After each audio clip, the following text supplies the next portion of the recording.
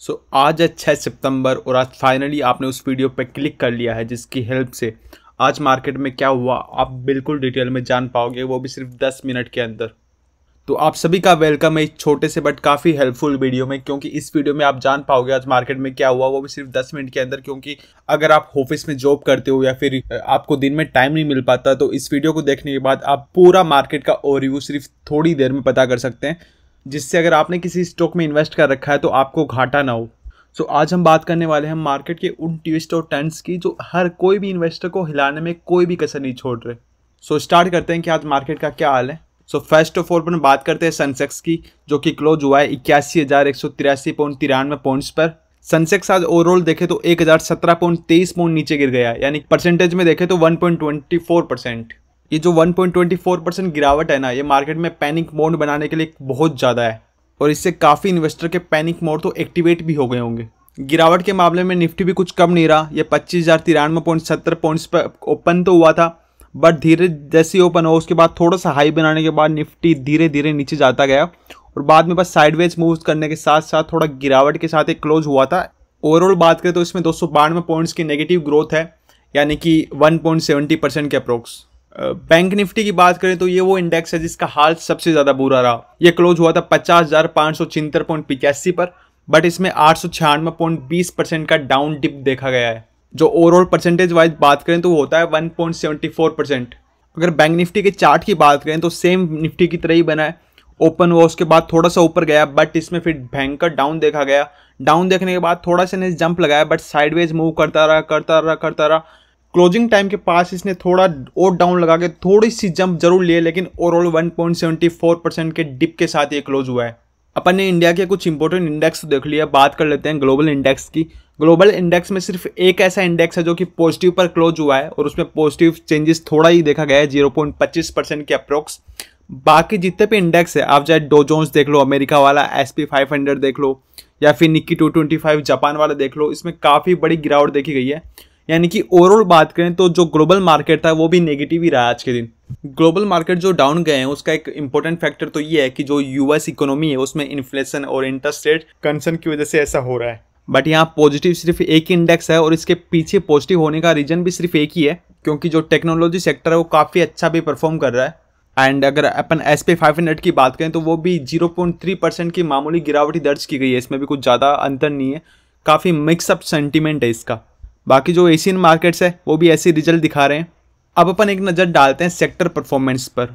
आज का दिन ना किसी भी सेक्टर के लिए कोई खास इंपॉर्टेंट नहीं रहा है, क्योंकि आप देखो कि जितने भी मेजर इंडेक्स है, क्योंकि आप देखो कि जितने भी मेजर सेक्टर है वो नीचे ही चल रहे हैं, यानी नेगेटिव में ही चल रहे हैं।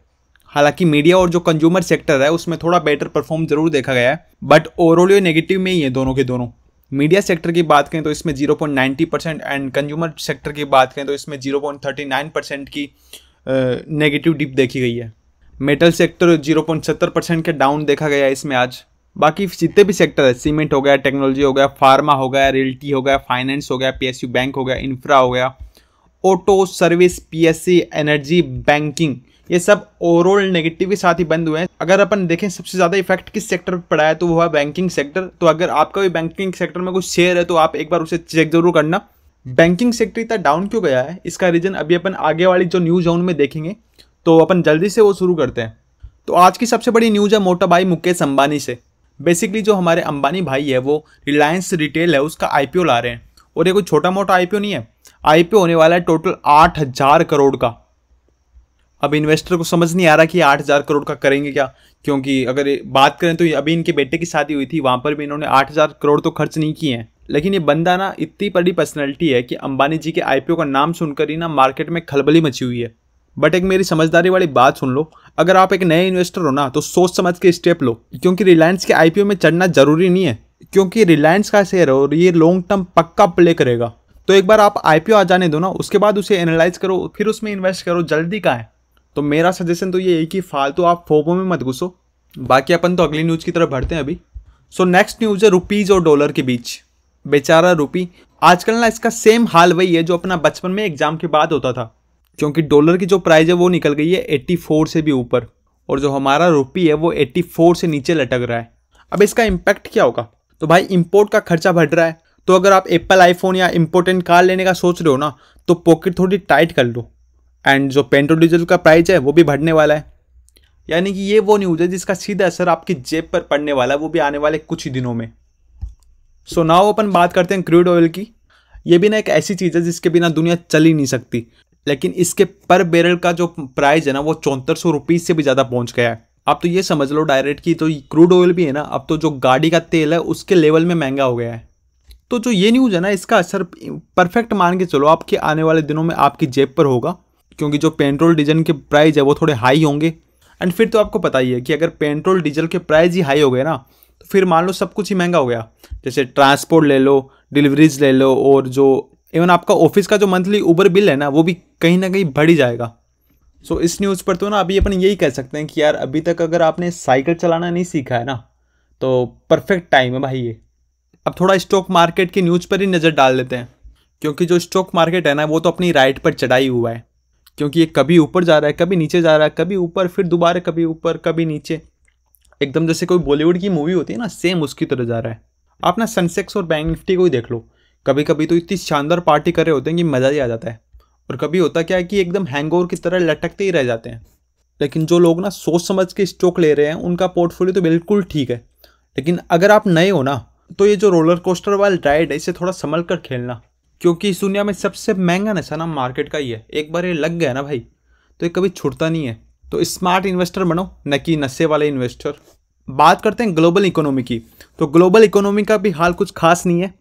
यूएस जॉब डेटा के फेयर के चलते मार्केट ना पूरा टेंशन में, और जो चाइना का स्लो डाउन है ना ये तो सबको पता ही है, क्योंकि इसका इम्पैक्ट डायरेक्टली हमारे जो इंडियन मार्केट है ना उस पर साफ साफ देखा जा रहा है। क्योंकि अपने प्रीवियस रिकॉर्ड ये कहते हैं कि जब भी चाइना या यूएस हिचकिचाता है ना, तो हमारा मार्केट पूरी तरह हिल जाता है। तो ऐसे सिचुएशन में समझदारी ये है कि आप शॉर्ट टर्म से ज़्यादा लॉन्ग टर्म में इन्वेस्टमेंट पे फोकस करो। अगर आप कमोडिटी या फिर इक्विटी में इन्वेस्ट कर रहे हो ना, तो जो डिफेंसिव स्टॉक है वो काफ़ी ज़्यादा बेटर ऑप्शन है अभी के लिए। थोड़ा अपन क्रिप्टो की दुनिया का हाल भी डिस्कस कर लेते हैं, उसमें क्या चल रहा है। बिटकॉइन अब 25 लाख के आसपास चल रहा है दोस्तों, एंड ये काफ़ी एक रिस्की जोन है, क्योंकि कई लोग ना इसमें 7 लाख के प्राइस पे घुसे थे और उनका हाल अभी काफ़ी डाउन चल रहा है। लेकिन जो नीचे से आए थे ना उनका काफ़ी बड़ा जैकपॉट अभी लग चुका है। Crypto is like playing with fire, थोड़ा सोच समझ के चलना पड़ता है इसमें।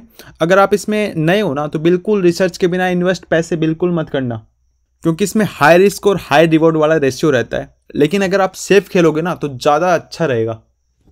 अब एक फाइनली प्राउड न्यूज भी है, हमारे इंडिया का जो फॉरेक्स रिजर्व है ना अब सेकंड लार्जेस्ट हो गया है BRICS में, एंड इसकी वैल्यू हो चुकी है 600 बिलियन रुपीज़ के अप्रोक्स। अच्छा, जो BRICS है इसका नाम आपने कहीं ना कहीं सुना होगा। इसमें ना 5 कंट्रीज आती है मेजरली। फर्स्ट हो गई ब्राज़ील, सेकंड है रसिया, थर्ड है इंडिया, फोर्थ है चाइना, एंड और जो फिफ्थ है जो साउथ अफ्रीका की कंट्रीज होती है उनका ग्रुप। सो अभी इंडिया ने ना रसिया को पीछे छोड़ दिया इस मामले में, एंड अभी सेकंड नंबर पर इंडिया है। अब इस न्यूज़ का आप पे क्या इंपैक्ट होने वाला है वो सुन लो आप। फॉरेक्स रिजर्व का ना सीधा इंपैक्ट होता है हमारी इकोनॉमी पर। इसका साफ साफ मतलब ये है कि हम ना ज़्यादा से ज़्यादा इंपोर्ट्स मैनेज कर सकते हैं, और जो एंड उन्हें ना काफ़ी ज़्यादा प्रोटेक्ट कर सकते हैं। It means strong future ahead. Finally अपन बात करते हैं हमारे पड़ोसी चाइना की। यू ऑलरेडी नो कि चाइना का स्टॉक मार्केट अभी काफ़ी डाउन जा रहा है, एंड जब भी चाइना डाउन जाता है ना तो पूरी दुनिया हिल जाती है।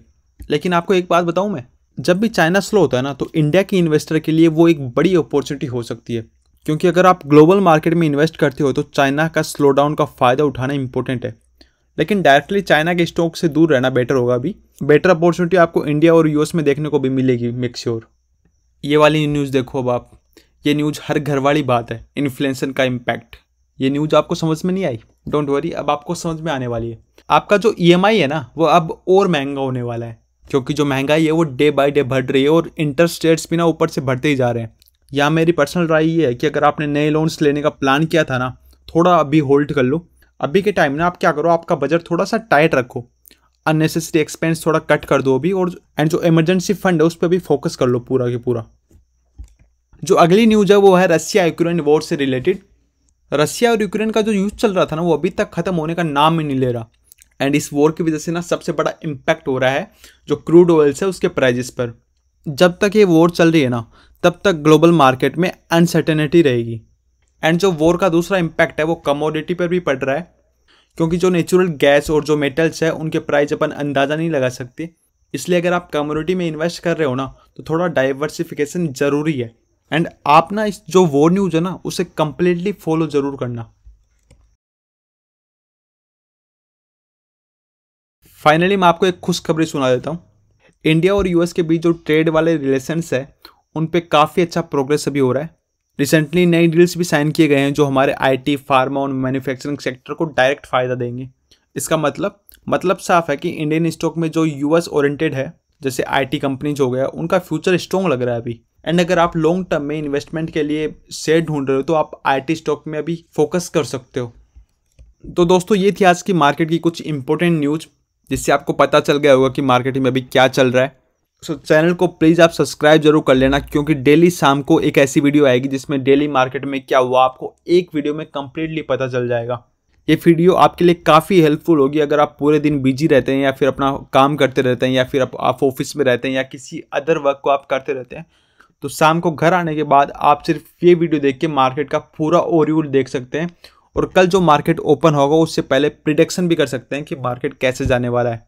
तो प्लीज़ चैनल को सब्सक्राइब जरूर कर लेना। और हाँ, अभी तक आपने डीमेट अकाउंट ओपन नहीं किया ना तो नीचे मैंने ऐप स्टॉक्स के लिंक दिए, आप प्लीज़ उसमें जाके अपना डीमेट अकाउंट जरूर ओपन करना।